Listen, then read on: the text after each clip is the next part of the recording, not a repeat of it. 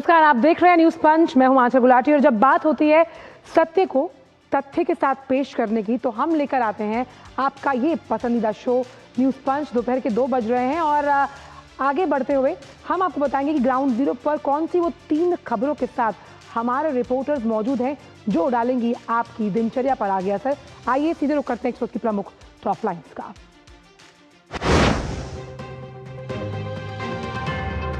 तो डेडलाइन पर केंद्र का क्या जवाब है, यानी कि अगर बात की जाए सुप्रीम कोर्ट के फैसले को लेकर तो वो हम जानेंगे इस वक्त के न्यूज पंच में। साथ ही साथ बात होगी आपके फास्टैग का जो जलवा है वो सर चढ़कर बोल रहा है। ये आपका एनुअल फास्टैग है, कितने बम्पर नंबर से हुआ है पास, ये भी बताएंगे आपको इस खबर के द्वारा। और वहीं बात होगी, हालांकि फिल्मी फ्राइडे की बात होती है लेकिन कुछ फिल्मी हो रहा है इस शनिवार को भी, क्योंकि बंगाल फाइल्स के ट्रेलर से ही घबरा गई हैं दीदी, लेकिन पिक्चर अभी बाकी है, उस पर भी हम करेंगे चर्चा।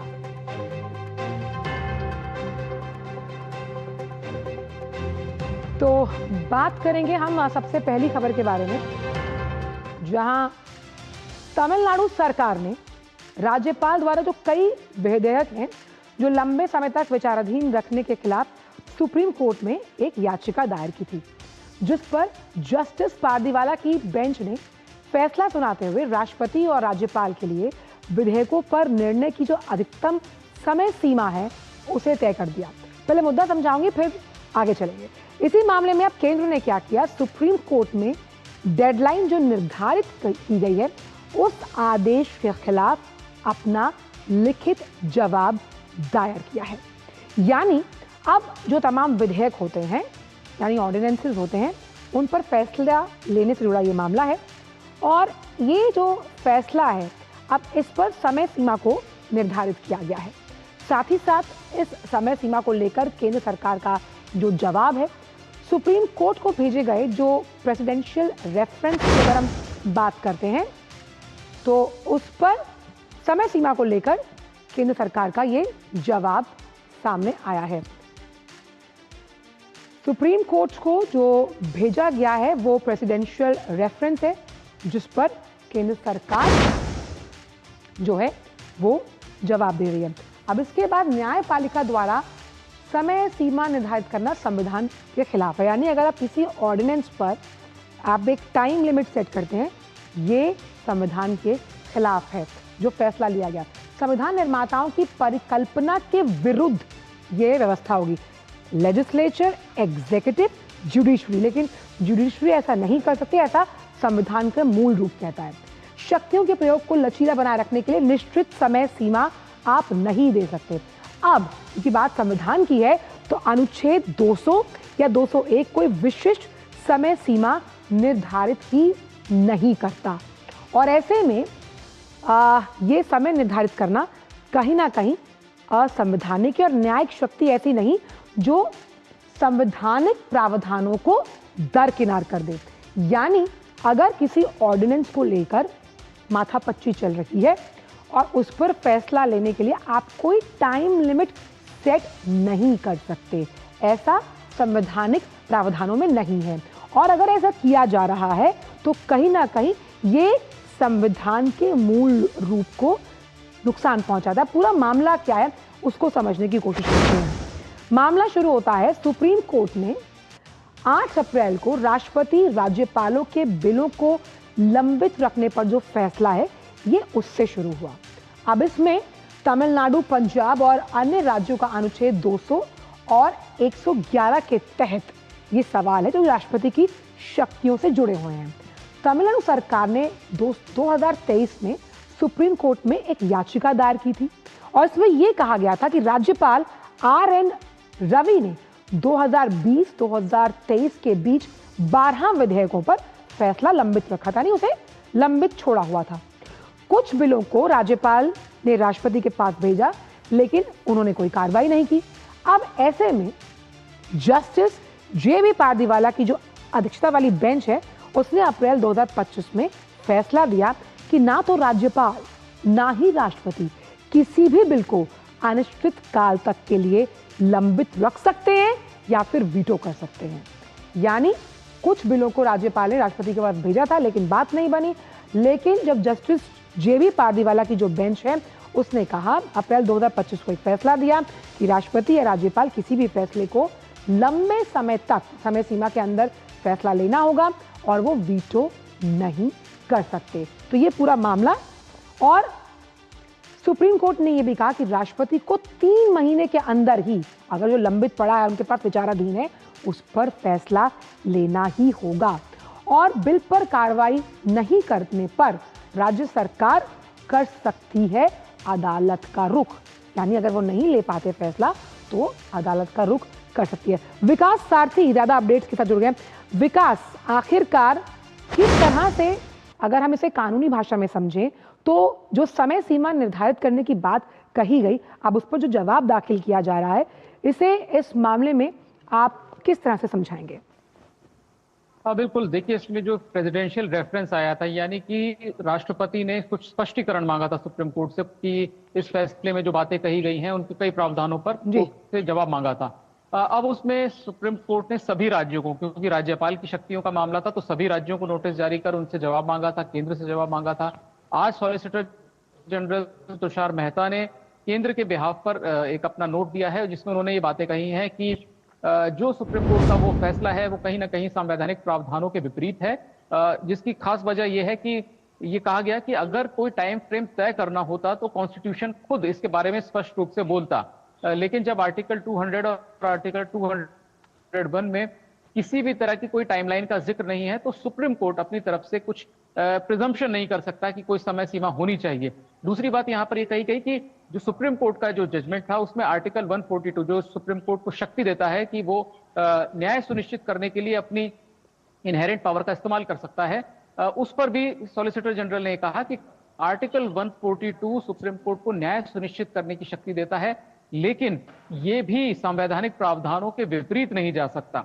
वहां पर आर्टिकल 142 अगर आप उसकी पृष्ठभूमि देखें तो इसलिए था कि अगर निचली अदालत में, हाई कोर्ट में कुछ गड़बड़ी होती है, कुछ प्रोसीजरल लैप्स होते हैं जिनको कि अब ठीक नहीं किया जा सकता और सुप्रीम कोर्ट को यह बात जाहिर हो जाती है, तो वो न्याय सुनिश्चित करने के लिए अपनी शक्ति का इस्तेमाल करके उचित फैसला दे सकता है। लेकिन इसका इस्तेमाल किसी संवैधानिक प्रावधान के विपरीत फैसला देने में किया जाए, यह आपत्तिजनक है। यहां पर यह बात कही गई और यह भी कहा गया कि संविधान स्पष्ट रूप से बताता है कि राज्यपाल के पास जब कोई विधेयक जाएगा तो उनके सामने 4 विकल्प होंगे: मंजूर करें, विधानसभा को वापस भेजे रिकंसिडरेशन के लिए, नामंजूर करें, या उसको राष्ट्रपति के पास भेजने के लिए रिजर्व कर लें।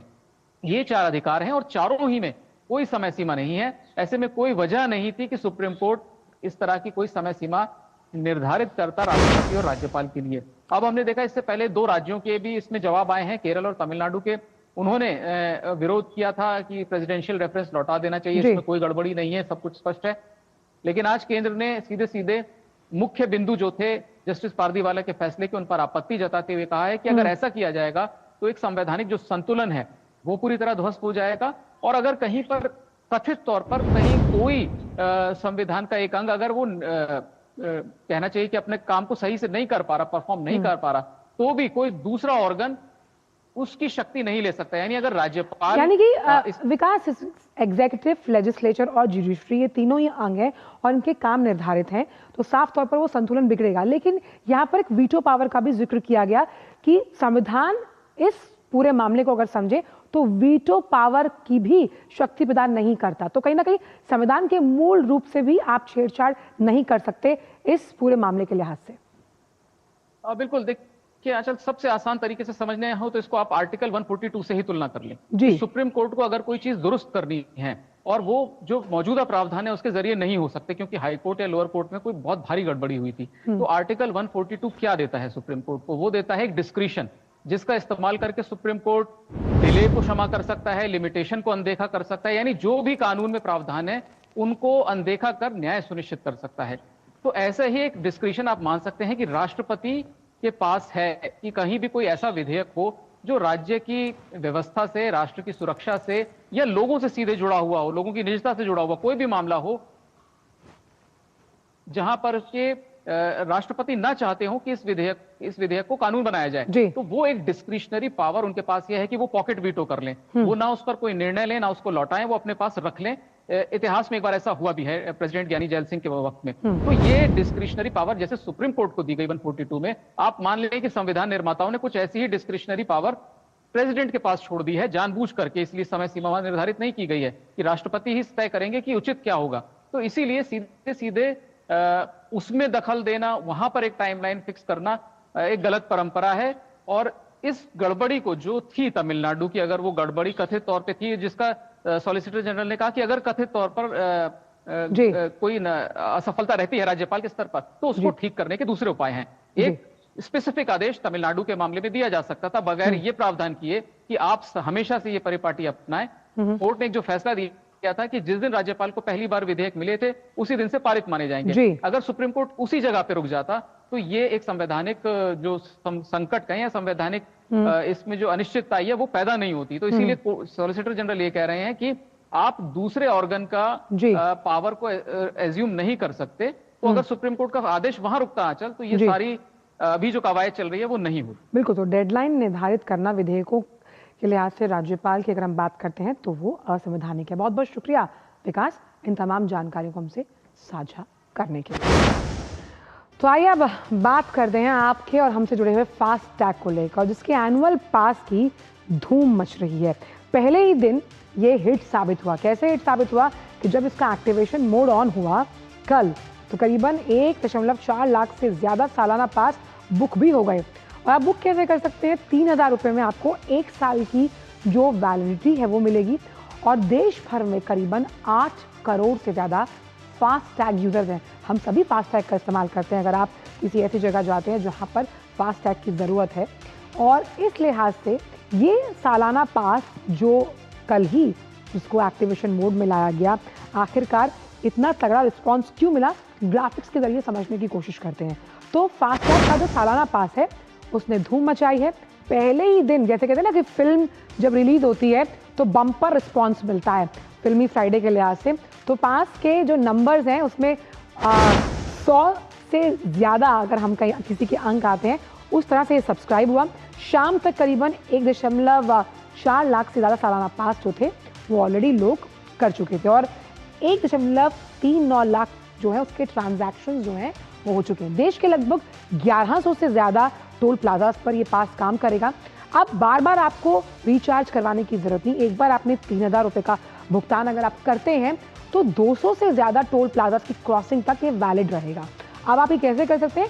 या तो आप राजमार्ग यात्रा का ऐप डाउनलोड कर लीजिए या NHAI की जो वेबसाइट है आप उस पर जाकर इसमें पेमेंट करके आप इसे एक्टिवेट कर सकते हैं।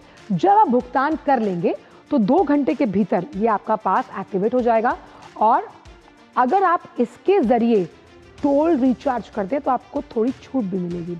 फास्टैग से देश को इलेक्ट्रॉनिक टोल कनेक्शन की अगर हम बात करें तो ये क्रांतिकारी कदम था जो उठाया गया। और ये वार्षिक पास की जो सुविधा है वो फास्टैग जो उपयोग करता है उनके अनुभव को तो सुगम सरल बनाएगी, वहीं साथ ही साथ जब आप एक्सप्रेस वेज पर यात्राएं करते हैं तो वो काफ़ी किफ़ायती होंगी, साथ ही साथ सहज भी रहेंगी। और इसी पर बात करने के लिए हमारे साथ हमारे संवाददाता अजय मिश्र इस वक्त जुड़ रहे हैं। अजय, तो अगर हम देखें एनुअल फास्टैग अपने आप में बम्पर बुकिंग के साथ कल बुक हुआ और ये हमारे पूरे यात्रा करने के अनुभव को सुगम, सहज और सरल बनाएगा। देखिए आंचल, इसका उद्देश्य ये था कि जो लगातार बार बार NHAI के ज़रिए, नेशनल हाईवे के ज़रिए लंबी यात्राएं करते हैं उनको बार बार जो रिचार्ज कराना पड़ता है उनकी लागत को कुछ कम किया जाए। इसलिए ये सुविधा जो है फास्टैग के एनुअल पास की शुरू की गई थी। और औसतन अगर आप 80 से 100 रुपये देखें तो एक टोल पर आपको चार्ज करना मतलब देना पड़ता है। और यही जो राजमार्ग मंत्री हैं नितिन गडकरी, उन्होंने कहा कि 60 किलोमीटर की जो दूरी है उसमें लोगों को लाइन लगानी पड़ती है फास्टैग की वजह से। और इसलिए हम ये सुविधा शुरू कर रहे हैं कि आप अपने जो करंट फास्टैग है, अपना करंट मोबाइल नंबर, अपने गाड़ी जो कि तीनों ही लिंक होते हैं, उसको अगर आप एनुअल पास के ज़रिए लिंक कर देते हैं तो ऑब्वियसली जिन नेशनल हाईवेज़ पर ये मान्य है एनुअल पास, उसमें कोई दिक्कत नहीं होगी। और आपका जो नॉर्मल टोल है वो कटेगा नहीं, मतलब आपके फास्टैग से पैसे नहीं कटेंगे। एनुअल चार्ज जो आपने दिया है उसी में आपकी 200 ट्रिप्स होंगी। अच्छी बात यह है कि आपको कोई नया कार्ड नहीं खरीदना है। अगर आप स्टेट हाईवे से जाते हैं तो आपके जो फास्टैग में पहले से पैसे हैं वहाँ से वो डिडक्ट हो जाएंगे, यानी पहले की तरह आपका जीवन चलता रहेगा। केवल नेशनल हाईवे पर चूंकि आप बहुत ज़्यादा ट्रैवल करते होंगे, ऐसी स्थिति में ही अगर आप 3000 रुपये का एनुअल ये सब्सक्रिप्शन लेते हैं तो आपको 200 टोल्स पर केवल SMS आएगा कि आपने इतने टोल क्रॉस कर लिए हैं और आपके नॉर्मल फास्टैग से ये कटौती नहीं होगी। लेकिन अगर आप इसको किसी दूसरे गाड़ी के साथ चलाना चाहेंगे तो फिर दिक्कत हो जाएगी, वो डीएक्टिवेट हो जाएगा और आपको काफ़ी मुश्किलों का सामना करना पड़ सकता है। तो शुरुआत में हो सकता है लोगों को दिक्कतें हों, शुरुआत में कुछ टेक्निकल प्रॉब्लम्स आएँ जहाँ पर आपको NHAI के ऐप से बात करना पड़े, कुछ मामलों में हो सकता है आपका टोल भी कट जाए। तो ऐसे में ये दावा किया जा रहा है कि बहुत सारे जो ऑफिशियल्स हैं वो मदद कर रहे हैं अपने इस ऐप के ज़रिए। लेकिन मुझे लगता है कि ये जो शुरुआती दिक्कतें थोड़ी बहुत जो सुनने में आ रही हैं वो सॉल्व कर ली जाएंगे और ये ज़्यादा स्मूथ हो पाएगा। आने वाले दिनों में लोगों की बचत भी होगी। चाहिए तो शुरुआती कब से, लेकिन अगर हम फास्टैग क्रांति के बारे में बात करें, 8 करोड़ से ज़्यादा फास्टैग यूज़र्स हैं आज, तो उस लिहाज से हमने देखा कि ये अपने आप में जो ट्रैवलिंग का एक एक्सपीरियंस है उसने उसको काफ़ी सुगम बनाया है। जब हम फास्टैग यूज़र्स को एक अलग ही अनुभव देने की बात करते हैं, क्योंकि 8 करोड़ से ज़्यादा फास्टैग यूजर्स हैं। हाँ, तो करीब 98% जो लोग हैं, जो लोग यात्राएं करते हैं, करीब 98% लोगों ने इसका इस्तेमाल करना शुरू किया है। डिजिटल क्रांति जैसा कि आप जानते हैं, इसको इस्तेमाल करने के लिए जब ये शुरुआत की गई तो पहले 5 से 7 मिनटों का जो वक्त लगता था किसी भी टोल पे, नेशनल हाईवे टोल प्लाजा पे, वो अब घट करके केवल कुछ सेकंड्स का रह गया है। और कुछ नियम भी बनाए गए हैं कि आप अगर 1 से 2 मिनट के अंदर अगर आप टोल प्लाजा पार नहीं कर पाते हैं या दिक्कतों का सामना करना पड़ता है तो हो सकता है आपको टोल भी ना देना पड़े। तो इस तरह की जो सहूलियतें हैं लोगों के जीवन को आसान बनाने के लिए, उससे मुश्किलें काफ़ी कम हुई हैं। डिजिटल क्रांति का जो फ़ायदा है वो ज़रूर लोगों को मिलना शुरू हुआ है। और जो टाइम किलिंग होती थी, जिसको टाइम ओवररन आप कहें, उससे भी जो आर्थिक पूरी परिदृश्य है उसमें थोड़ा सा पॉजिटिव रिस्पांस देखने को मिला। अजय, इसकी रजिस्ट्रेशन अगर हमने बताया कि आप ऐप के जरिए भी कर सकते हैं, NHAI की वेबसाइट पर भी जाकर कर सकते हैं, तो उस लिहाज से ये भी काफ़ी आपके लिए सुगम अनुभव है, क्योंकि आप घर बैठे भी इसे रिचार्ज कर सकते हैं और साफ तौर पर ये कहीं ना कहीं डिजिटल क्रांति को भी साथ में जोड़ता है।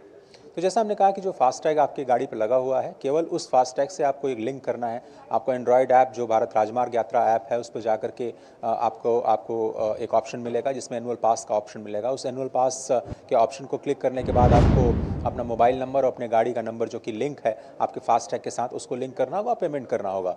और पेमेंट करने के 2-3 घंटे के बाद में एक्टिवेट हो जाएगा। इसका मतलब आप इस एनुअल पास का इस्तेमाल करने के लिए अब रेडी हैं। तो किसी भी नेशनल हाईवे पर आप जाएंगे तो चूंकि आपका फास्टैग उस एनुअल पास से लिंक हो चुका है, इसलिए आपको सिर्फ SMS आएगा कि आपने 1 टोल या 2 टोल या 4 टोल क्रॉस किए हैं और उसका कोई पैसा नहीं कटेगा, क्योंकि आप पहले से ही उसका भुगतान कर चुके हैं। तो जिस तरह से हम कह रहे हैं कि करीब 7,000 रुपये की बचत, ऐसा माना जा रहा है कि केवल 15 रुपये आपको देने पड़ेंगे एक टोल को क्रॉस करने के लिए, जो पहले 60 से 80 रुपये या 100 रुपये औसतन आप अलग अलग जगह पे आप देख सकते हैं। ध्यान केवल आपको ये रखना होगा कि केवल ये नेशनल हाईवेज़ पे है, स्टेट हाईवेज़ पे ये काम नहीं करेगा।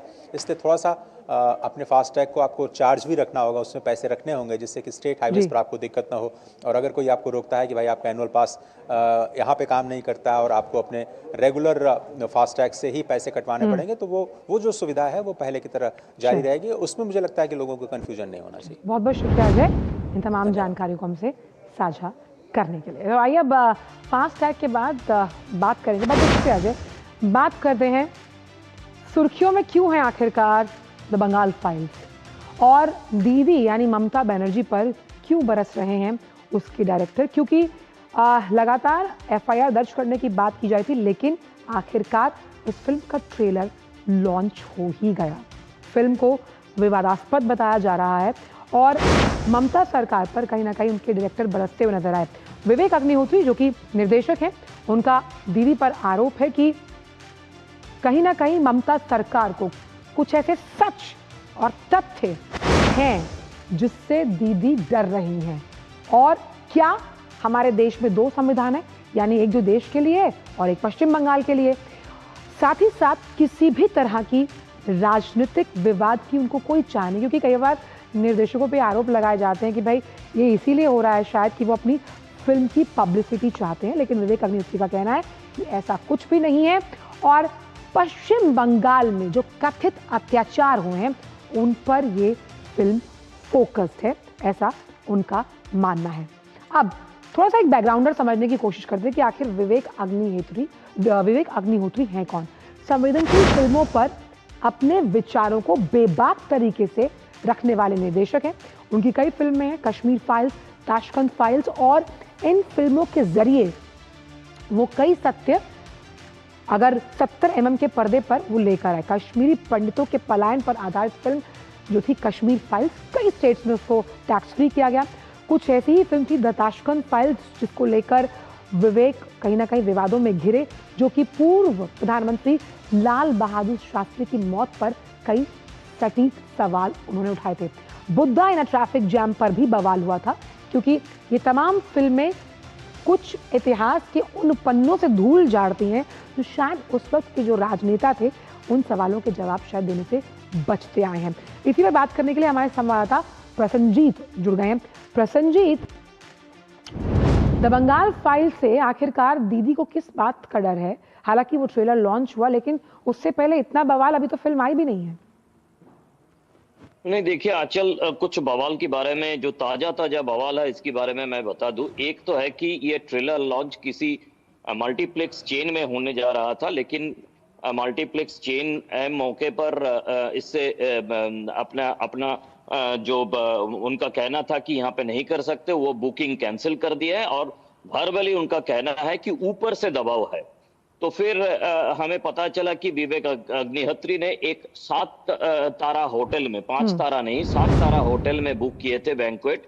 तो वहां पे भी थोड़ी देर पहले जो होटल का बाकी लोग हैं वो आके उनका जो ट्रेलर लॉन्चिंग प्रोसेस है, ये प्रोसेस को बंद करने के लिए कोशिश कर रहे थे। उनका भी कहना था कि ऊपर से दबाव है। तो बंगाल में ये जो ऊपर का जो कहना है, ये ऊपर से ही दबाव आता है और इसीलिए, लेकिन आखिर तक किसी तरह से हमारी जो साथी पत्रकार वहां पे है उन्होंने बताया कि ये ट्रेलर लॉन्च किया गया। दो बार एक 7 तारा होटल की तरफ से ट्रेलर लॉन्चिंग को वो बाकायदा पैसा लेकर बैंक्वेट किराए पे देने के बावजूद भी ट्रेलर लॉन्चिंग को रोकने की कोशिश किया था, क्योंकि उनकी कहना था कि ऊपर से दबाव है। लेकिन आखिर तक किसी तरह से ट्रेलर लॉन्च हो गया है और विवेक अग्निहोत्री शायद अपने सोशल मीडिया पे भी इसके बारे में जानकारी दे दिया है। तो इसमें कहानी यह है कि विवेक अग्निहोत्री इस फिल्म में क्या दिखाया क्या नहीं दिखाया हमें पता नहीं, लेकिन कई दिनों से उनके खिलाफ कई सारे FIR दर्ज किया जा रहा था। तो जब तक फिल्म जारी नहीं हो पाते तब तक कैसे किसी को पता चला कि फिल्म के अंदर क्या है, ये हमें भी पता नहीं है कि फिल्म के अंदर क्या है। लेकिन ये सच है कि जो मल्टीप्लेक्स की नेटवर्क है वो भी ऊपर के दबाव से ये कैंसिल कर दिया था। और आज 7 तारा होटल में भी ऊपर के दबाव के कारण ये बंद करने की कोशिश किया गया था। तो आप समझ सकते हैं कि ये मैं हमारी तरफ से तो बोल नहीं सकते, लेकिन विवेक अग्निहोत्री का जो आरोप है कि पूरे देश में एक संविधान है, बंगाल में एक संविधान है, तो ये विवेक अग्निहोत्री अपने जो तजुर्बा है उनके हिसाब से बोल सकते हैं, हम तो नहीं कह सकते, लेकिन ये तो उनका कहना है। प्रसन्नजीत, क्योंकि आपने बताया कि कई मामलों को लेकर FIR दर्ज की, आखिरकार ऐसे वो कौन से मामले रहे? और साफ तौर पर अगर विवेक अग्निहोत्री के बारे में बात की जाए तो उनकी दोनों ही फिल्में, खासतौर पर ताशकंद फाइल्स, वो भी कहीं ना कहीं सुर्खियों में रही, और कश्मीर फाइल्स भी। और इसमें से कश्मीर फाइल को तो कई राज्यों में टैक्स फ्री कर दिया गया था। देखिए आंचल, मैं थोड़ा सा पश्चिम बंगाल की परिप्रेक्षित में बात करें तो यहाँ पे सबको मैं याद दिलाना चाहता हूँ उनका ही फिल्म बुद्धा इन ए ट्रैफिक जाम। हमारे यहाँ पे जहाँ पे डेमोक्रेसी की बात हम कहते हैं, जहाँ पे हम लिबरेशन की बात कहते हैं, जहाँ पे फ्रीडम ऑफ स्पीच की बात कहते हैं, तो वो जादवपुर यूनिवर्सिटी के अंदर और जितने बार भी बंगाल में बुद्धा इन ए ट्रैफिक जाम दिखाने की कोशिश किया गया था, उतने बाहर ही ये रद्द कर दिया गया, हंगामा हुआ और हम देख नहीं पाए। हमको देखना पड़ा सोशल मीडिया या OTT प्लेटफॉर्म, इधर उधर से देखना पड़ा था। तो ये बंगाल में फ्री स्पीच की स्थिति है, चाहे वो वाम मोर्चे की सरकार हो, चाहे तृणमूल कांग्रेस की सरकार हो। अब बताया ये जा रहा है कि 5 सितंबर को इस फिल्म को रिलीज किया जाएगा। हमें देखना है कि बंगाल में इस फिल्म रिलीज होता है कि नहीं, यहाँ पे हॉल जो मालिक है वो दिखा पाते हैं कि थिएटर मालिक दिखा पाते हैं कि नहीं। और जो एफआईआर की बात आप कह रही थी, वो बेसिकली इनका कहना है कि जो पुलिस का कहना है, जो प्रदेश प्रशासन की कहना है कि इस फिल्म के जरिए बंगाल में एक अस्थिरता पैदा करने की कोशिश विवेक अग्निहोत्री की तरफ से किया जा रहा है। जो सच नहीं है वो सच को वो झूठ को सच के हिसाब से दिखाया जा रहा है, और ये चुनाव के पहले जानबूझकर इस फिल्म का रिलीज किया जा रहा है, जबकि ये फिल्म कई सालों से बन चुका था और कई सारे मामलों के बीच में जाना पड़ा इसे। तो परिस्थिति यह है, आखिर तक ट्रेलर लॉन्च हुआ है और वो सातपारा होटल में भी काफी सारे लोग बाहर से आके हंगामा करने की कोशिश किया। होटल की तरफ से भी ये रोकने की कोशिश किया गया था, ऊपर की दबाव ये बोलकर। आंचल, बिल्कुल, बहुत बहुत शुक्रिया प्रसन्नजीत, इन तमाम जानकारी को हमसे साझा करने के लिए। दबाव भले ही था, लेकिन उससे 7 स्टार होटल में जो बंगाल फाइल्स के ट्रेलर को लॉन्च कर दिया गया। आप देखेंगे कि फिल्म किस तरह से आकर धमाकेदार साबित होती है। फिलहाल आज के न्यूज़ पंच में इतना ही। कल आपसे फिर मुलाकात होगी सुबह 10:30 बजे। तब तक के लिए मुझे, मेरी पूरी टीम को दीजिए इजाजत।